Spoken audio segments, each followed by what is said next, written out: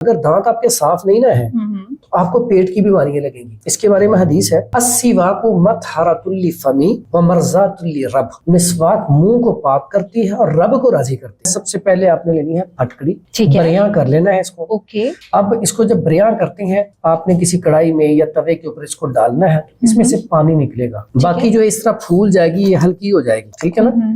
ये देखिए बिल्कुल हल्की है, वैसे ये वजनी होती है, ठीक है, ऐसे होगी। अब इसको आपने लेना है 50 ग्राम, ठीक है। उसके बाद आपने लेना है संजराहत। संजराहत ये आम पंसार स्टोर से चीजें मिल जाती हैं। ओके। ये आपने लेना है 40 ग्राम। उसके बाद तीसरी चीज हमारे पास है नमक, ये भी हमने लेना है 40 ग्राम। 40 ग्राम। 3 चीजें होगी।